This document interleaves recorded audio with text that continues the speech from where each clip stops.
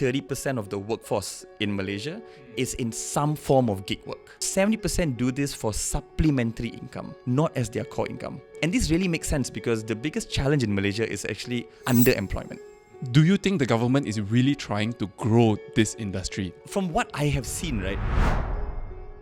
We used to think that a real job meant working 9 to 5 in an office or a factory.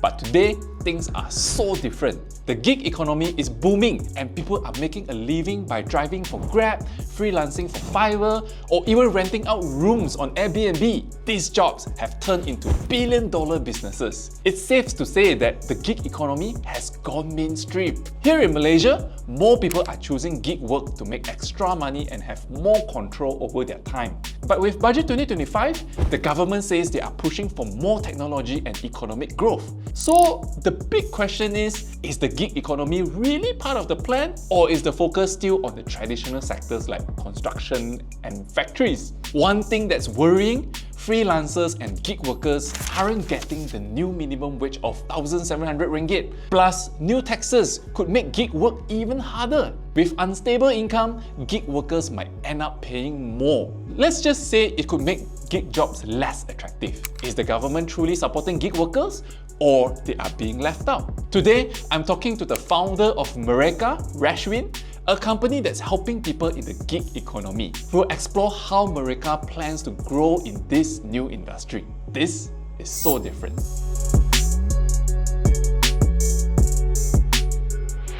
All right, Rashwin, the founder of Mereka. Welcome to the show, Rashwin.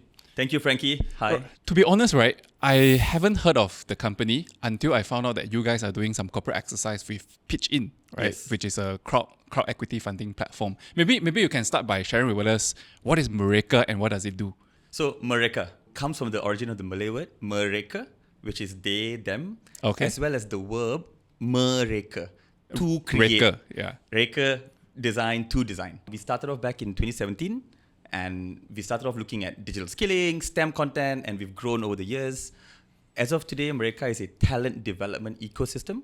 We're preparing creatives, professionals, and entrepreneurs for the future of work through our digital entrepreneurship content, as well as access to income-generating opportunities through the Mereka marketplace.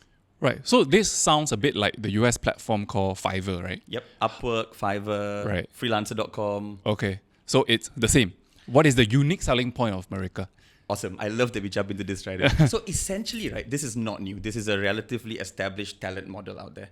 And it's been dominated by US platforms, some regional over the last 8-10 years. Almost every single platform, Frankie, works on a transaction fee model where some take as low as 10-15% up to 30-40% of each service that is provided. Now, at Mereka, we think this is totally unfair. We think this is unfair because the service is provided by the expert, by the talent. A platform, you provide a tech tool. So our model is fundamentally different in the way we charge a flat fee, a subscription fee. You keep what you earn because you are doing the work. Okay. We take a fee for the matching and the rest of the money is yours. The gig economy is growing very rapidly today. I think there are some gig workers watching the show today as well. Maybe for those who are interested to go on board with you guys, how does this subscription model work? So you would log on to mereka.io Right. and you would straight away go into like list the service, you would get registered there, you would subscribe. So immediately there is a 30-day free trial. And after that, it works on $20 or about 100 ringgit a month per person. Okay, so the subscription charge is on the freelancer. Yes. So there's the question right up like, I'm just starting, but do I want to Exactly. commit to a subscription, right? And what if I don't get jobs? Right. So to make it fair, and because we are also an accredited social enterprise, for us, it's about delivering value. So we're providing people for the first 12 months money back guarantee, meaning that at 1,200 a year, 100 ringgit a month, if you do not earn that, or what you earn less, we match that difference for you. So we really want to make it fair and accessible. Just now you mentioned a few powerful words like STEM, like creative, high skill and all that. So is that the target freelancers that you are looking at, or any kind of freelancers can just go on board?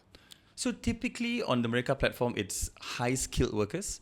And we've seen the most common everything from tech services, coding, web development, graphic design, design creative services, project management, as well as the more creative ones where it's artisans, workshops, and training. Coaching, mentorship, training is also a big segment of this. Let's talk about the budget 2025, right? Which was just tabled last week. Right? Just last week. So it's fresh from the oven. The whole budget is trying to market transformative for Malaysia economy with promises boosting like the tech innovation and stuff like that. But then when you look at the initiatives, it's pretty much going back to the traditional sectors, right? I think if you're big corporations or big companies, somehow you're going to benefit from it.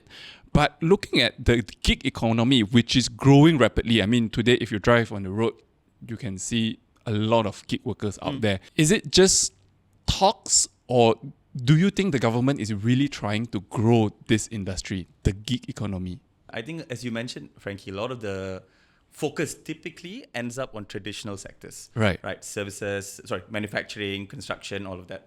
The whole gig economy falls under the services industry. And in Malaysia, services is about 38%.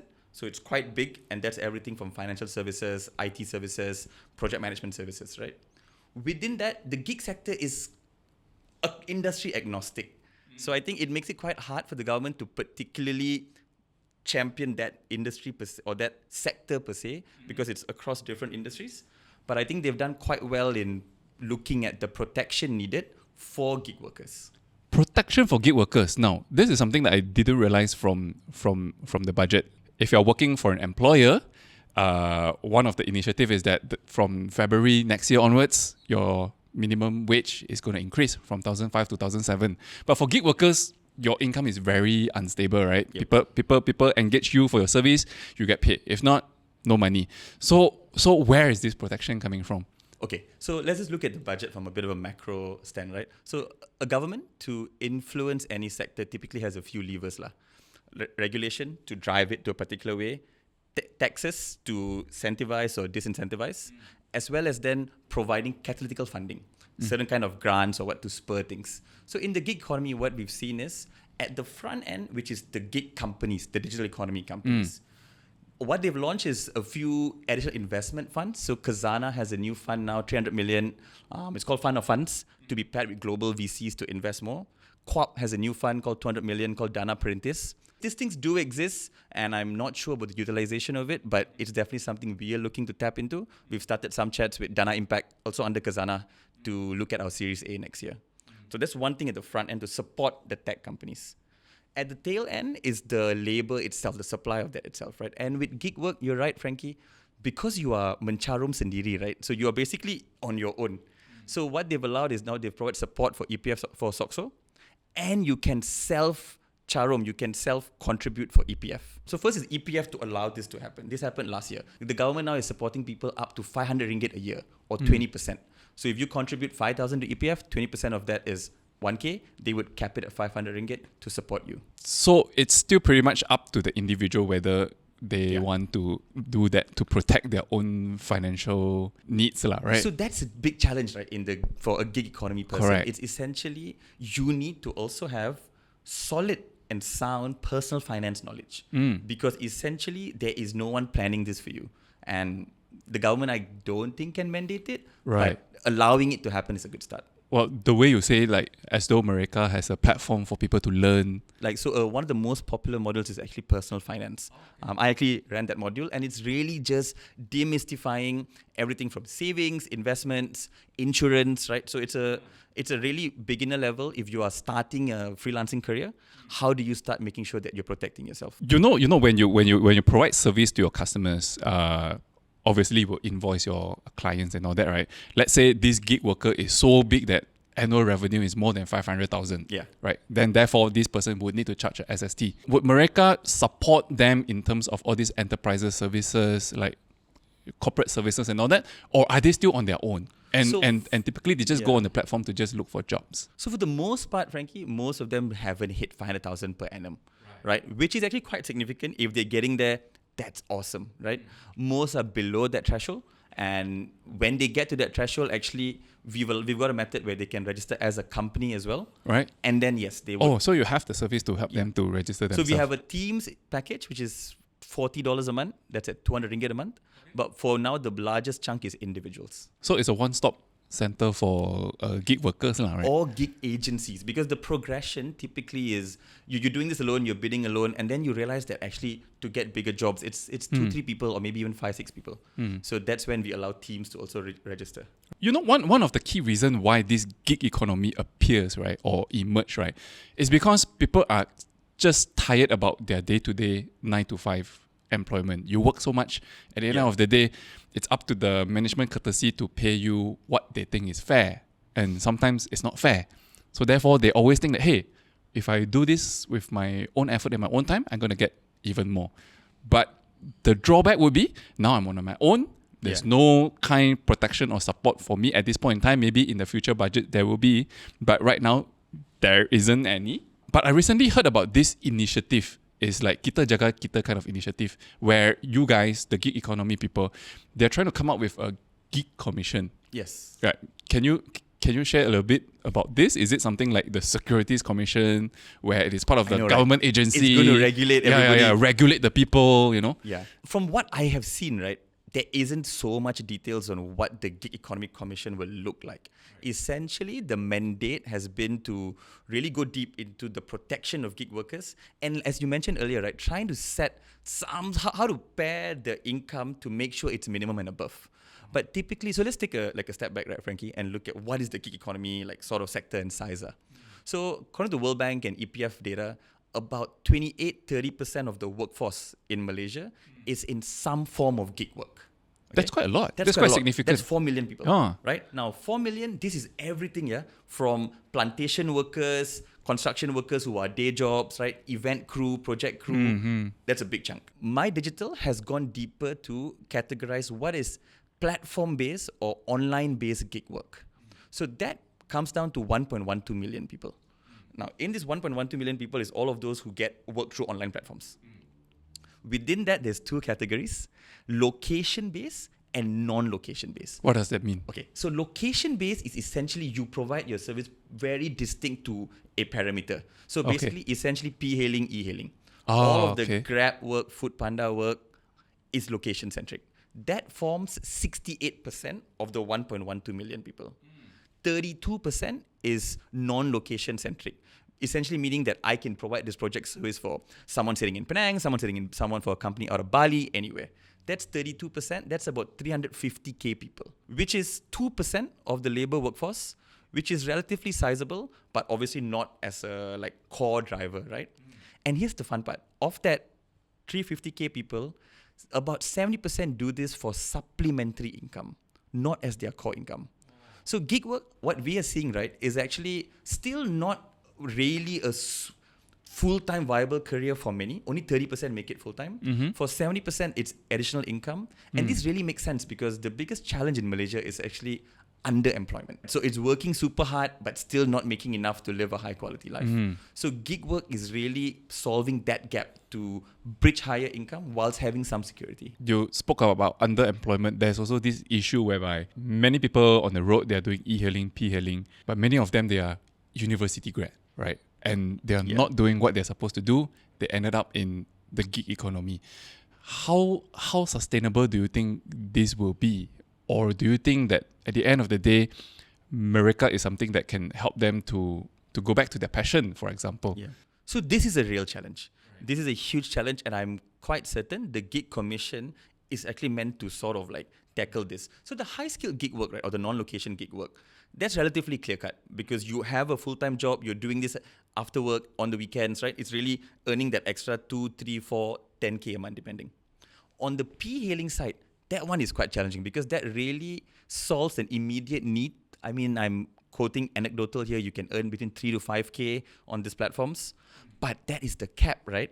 And if you leave your university degree or you leave that profession after 1 or 2 years, Khazanah has a damn good study on this, just Khazanah research. And if you've left your core study more than 12 months, you might earn higher now, but in the long term, you are really stunting your long-term growth. And I think the government is particularly concerned about this.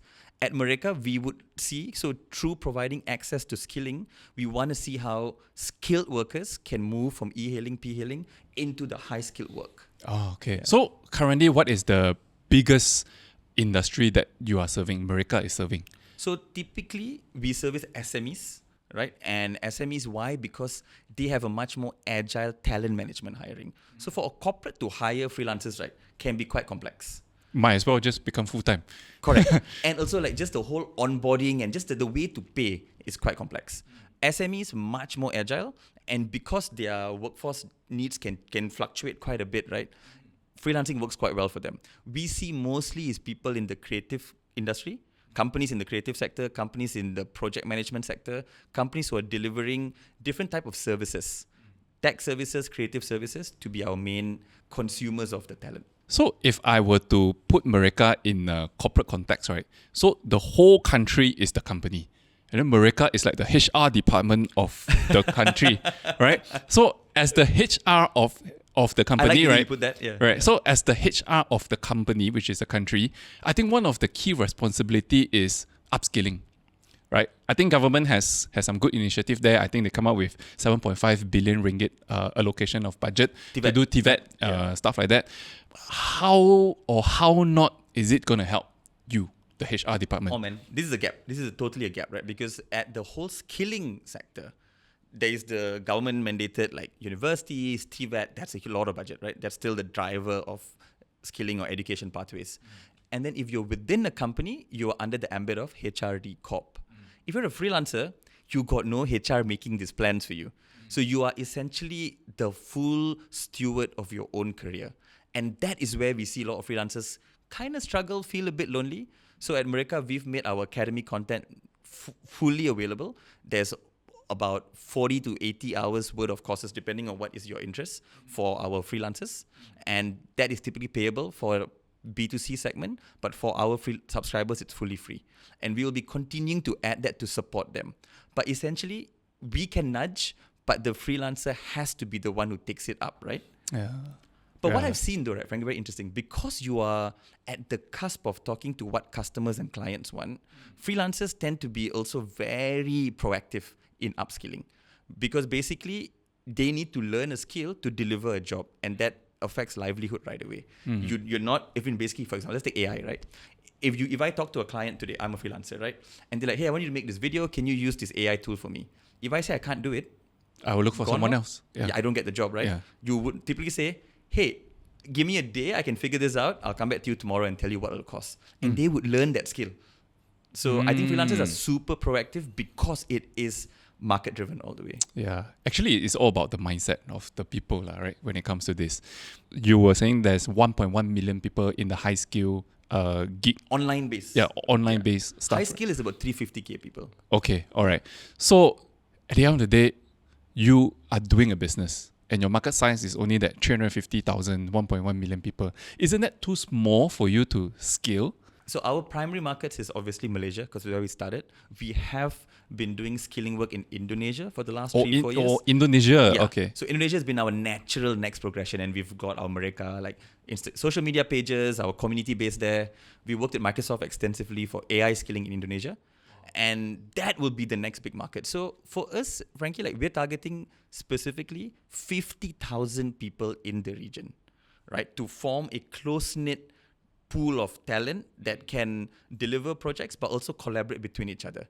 And in the ASEAN market, there is close to about 20 million high-skilled freelancers. We're targeting a very small section of that, 50k people. And that, based on our revenue model, should be about 60 million ringgit revenue per year. By sheer size of population, Indonesia is 10 times more than Malaysia. Younger population, median age is younger, right?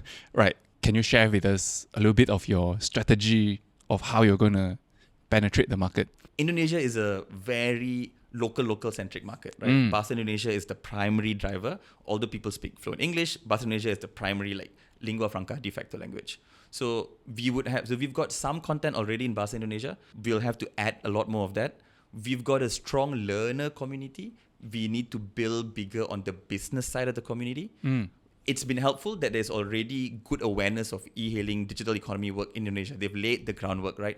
Accessibility is there, mobile connectivity is there, and the workforce is super hungry. When we do online programs, right, just take population percentage, Indonesians, we get 4 or 5 times the number of sign-ups compared to Malaysian audience. Oh. And that is just Not because of the size, but if you take percentage of ratio, right? Right. Super hungry population that is looking to uplift themselves. So we would have to assimilate with local content and local networks. But I think with our natural understanding of the language also, we have a good opportunity. Okay. How's the support like in Indonesia in terms of the policies and stuff like that? Typically, setting up a company is a bit complex. It's not so easy. It's about $500,000 as paid up capital. So there's some hurdles. Now we're still operating out of our Malaysia registration, but we are in the midst of setting this up. Oh, Yeah. okay. But it can be a bit bureaucratic though. So I think they are simplifying that as well. Okay. So Malaysia is still a more friendly place to start Yeah. a company like that lah. Faster to move, especially because it's our initial domain, right? Yeah, home ground. Home ground. Right, correct. Maybe partially it's because there are limited resources provided by the government to help you to scale your business. I think you have chose a different pathway where you go to an equity crowdfunding company pitch in to fundraise to continue to grow your business. Maybe you can share with us why go that path and how are you going to use the money for? This is a fun one, right? On one side, there is all this sort of The grants and everything? grants is one VC type of funding. Right? Okay. The government's been pushing this a lot.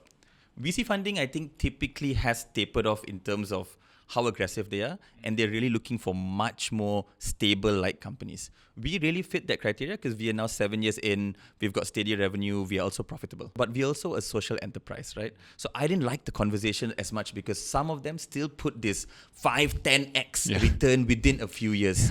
And that would mean just marketing your subscriptions cow, not providing value. We want to make sure that even in our talent pool, we onboard people with disabilities. We look at women back to work, mothers back to work. We want to look at those who don't typically get access, rural population or semi-urban population, to also be on board. So these type of principles don't resonate with VCs. Yes, they've got impact VCs, but we haven't found ones that are truly impact focused. So that's why we wanted, and being Mereka, they, them, we wanted the people to be a part of the movement. So we did an ECF in 2018, actually, Frankie. We raised 1.6 then. Now we're raising 1.5 to 2 million. But once we're ready and once we've got our Indonesia expansion also, then we would consider VCs. But I don't think we are in the best negotiating position with them yet because we don't agree with the metrics they use. And I think we should grow at our own pace. Mereka is already so different that it is in the gig economy and not in the mainstream traditional kind of business. But within the gig economy itself, how different is Mereka compared to other platforms? Because I'm pretty sure there are other competitors in Malaysia and in Indonesia as well. It comes down to two fundamental differences. The first one, what I mentioned earlier, we are a subscription base. So it's a flat fee, you keep what you earn. The second part, which is the longer dream, right, is we actually want the freelancers to have a stake in the platform. Basically, right, one of the things that also when it comes to the conversation or what boils our blood in the conversation of more equitable platform models. Typical platforms is winner take all, right? Means once you become the size of a Uber or a Grab or Upwork or a Fiverr, you basically are indispensable. And the minute you stop providing service on that, you could have built that platform for 20 years providing service over there, you stop. But essentially that whole thing only operates because of the experts, the talent, the people who provide that services. So through Web3 tokens, we want to explore how we can give out governance tokens to our experts or freelancers where they have voting rights on certain key directions, as well as security tokens, which is a percentage of profits. Now, this is something which I've seen a US company do really well called Brain Trust. They are a full-on recruitment platform, imagine a JobStreet equivalent, but they allow their freelancers to have a stake in the platform. And we would do this. We haven't nailed down the white paper and the details, but in the next 24 months, this is how we want to do it. Okay, so it's a really decentralized kind of platform. Yes. Wow, okay. I mean, decentralized to an extent, yeah. So it would still be driven by the Mereka team, but a certain, imagine 10 to 15%, how do we provide that access in terms of access to, so maybe not full equity, but profit sharing. So how does it work, right? So let's say, for example, I own that token. Do I get the voting rights to say that, hey, for the future gig workers who come on board, maybe we should charge them 500 ringgit instead of 200 ringgit, that kind of thing. So that will be the kind of questions we want to pose, right? And typically when we have some initial chats, right? Most people are vested in what affects them, their earnings. So it'd probably be what are the kind of companies they want to see more, how they can feature themselves better. Charging business model typically doesn't affect the freelancer that much because they are more vested in their initial earnings. But if they are bringing in referrals, how do they get incentivized for this? Let's imagine one day Mereka is big enough and then you have all this tokenization and whatnot. How receptive do you think the society is going to be? Because this concept is still very new and then people will be like, Can I trust Mereka? How is it going to work? How do I tax you? Yeah. So essentially, frankly, you're on point with this, right? I mean, Web3 also gets an unnecessary complicated rap because people see it as a very speculative type of industry. For now, it's just typically, if you're paying a subscription, how do I give you that 5-10x of what you pay? That's the first mission. But I want each of them to know that this is the dream, this is the vision. The vision is that if you are with us long term, you have a stake in this, right? And that's the only way I see to make this a viable career option as well. So we would have to do a lot of awareness and education and understand people's fears, people's concerns. For now, we're putting it out there that this is the sort of the star, we went the North Star. How we get there, I'm going to shape it together. Okay. And how far are you from the North Star? Have you started or this is just... So we've started with good conversations with some of our investors. And so the investors, we actually tell them about this. So it's in our pitch deck. We share with all investors, we are going to move to this direction. Some have expressed interest to co-shape it because they're like, hey, I love this idea. Some have been like, what you said, like, hey, it's complex. Like, I don't think you need to make life more difficult, but it's your decision. Right, okay. So if I want to be your investor, today I can go to pitch in. Yes. The campaign is still on, right? It's on. So we just launched our pre-live. So we're raising 1.5 as the minimum. We've actually 800K of the minimum. 1.5 is where we could go. We've already got 82% of the minimum, 700K ringgit. So we got another 800K to go. And there is the chance of us unlocking a securities commission the My CoSIF, where for every 2 ringgit, SE comes in with 1 ringgit investment through Maybank trustees. So that's something we qualify for. So we have probably about 300K more to raise ringgit, and then we'll unlock the My CoSIF. And when will this campaign end? In our plans, by end of the year. Okay. Yeah, so we got about 2 months. And this money will be used in which area? So here's the good part. We've built the platform. We've built the tech, right? We've got the content. So it's essentially 30% is to support the product side of it, but 70% is really just us getting on more subscribers, getting on more businesses, and really sorting out the matching and making sure that works. Okay. So providing high quality services. Right. If you don't mind me grilling you a little bit, right? Let's go. Just now you mentioned you are a profitable business. You run on a subscription model where people pay like 100 ringgit per month. But at the same time, you still need to go to the market to do fundraising. After the first round we raised in 2018, we've been self-funded the growth all the way. Most of the revenue now, it comes from our skilling work. As we are pivoting to diversify the revenue to the subscription model, right? This investment money is to fund that. It's to also allow us to not constantly be delivering the current work. It's to be able to take a step back and focus on the new product. Okay. But our profits can fund it, but it will take a longer runway. Right. Yeah. Do you mind to share how many users you have on the platform already? So now we're quite early. We only launched it 2 months ago. So we've got about 60 users. 60 users. In the early part, right? Okay. 60 people who are under subscription plans, and we'll be scaling that. So we're actually targeting only 100 by end of this year to make sure I deliver value for them, and then 500. And then 1,000. So we've got a small, humble scale-up plan working towards 50K people. But the company has been there for 7 years, right? So out of the 7 years, do you recall like how many jobs you help people to match? Oh man, dude. So imagine in the last 4 years, right? We've given out freelancing work almost 1.3 million ringgit, mostly through Upwork. We've given out $300,000 on Upwork over the last 4 or 5 years. And that's where we realized that we were paying up to 20% to Upwork, and that should have gone to the freelancers, right? This comes from a very personal use case for us, number one. Number two, in the skilling side of things, Frankie, we've skilled over 220,000 people who've gone through our online courses. This is that many, 220,000. So with Microsoft, we do up to 100,000, right? Some of their Microsoft skilling programs. But we've built this community. They know of BGBG, our parent company, and Mereka's existence. In Malaysia, we've been doing it for the last 7 years. So we also see a chance for our past learners who typically look for full-time jobs. But if they want to now start supplementing their income, how do we support that journey? We talk a lot about the gig worker side of things. Now I want to shift the attention to the corporate side of things. Right. The gig workers will not get jobs if you don't have jobs. And these jobs comes from the SMEs, the corporates and all that lah.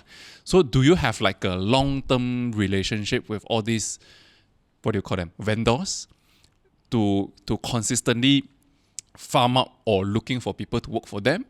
Or just as and when people want to look for... In any marketplace, like it's a two-sided thing, right? So supply, demand, supply, or it has to grow pace by pace. And we've seen on the demand side for the jobs, right? Most platforms now charge companies to either list the job. So they charge anywhere between 200 ringgit to 500 ringgit to post the job. We are making it free for companies to post. Because we basically see that for a company to post a job, there shouldn't be any hurdle, right? Because companies basically want the quickest access to talent to solve something ASAP. We've got our own network. We've worked with about 250 different SMEs and bigger corporates over the last few years. That's the first niche of people.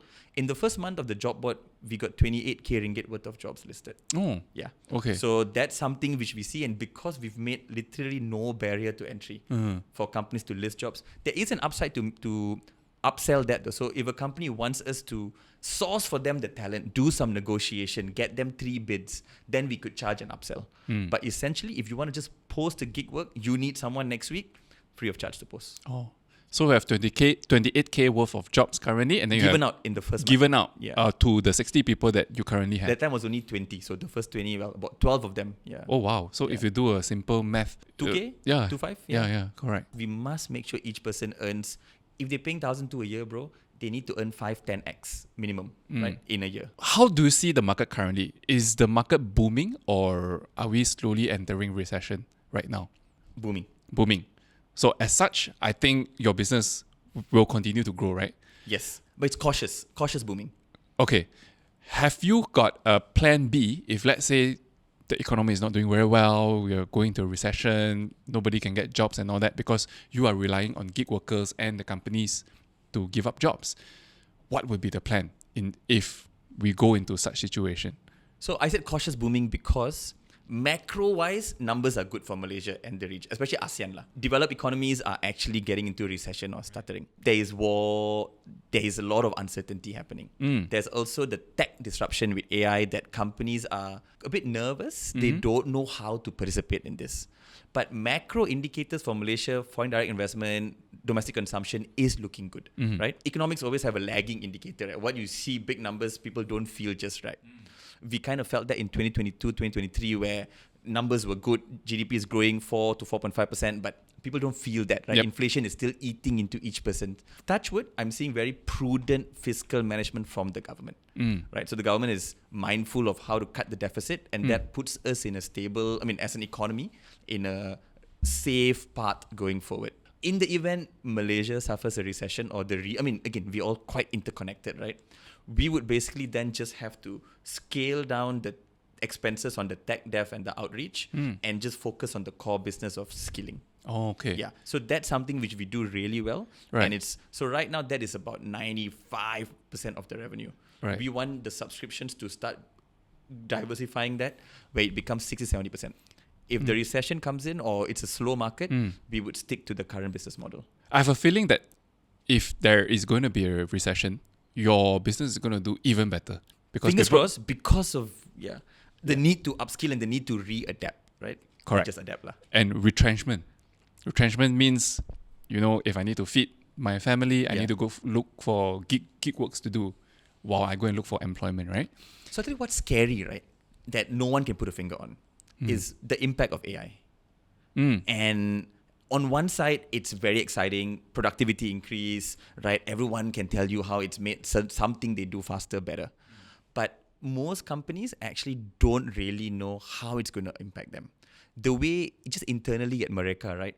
The way we make content, from writing articles, making websites, creating videos, has changed drastically in the last 12 months.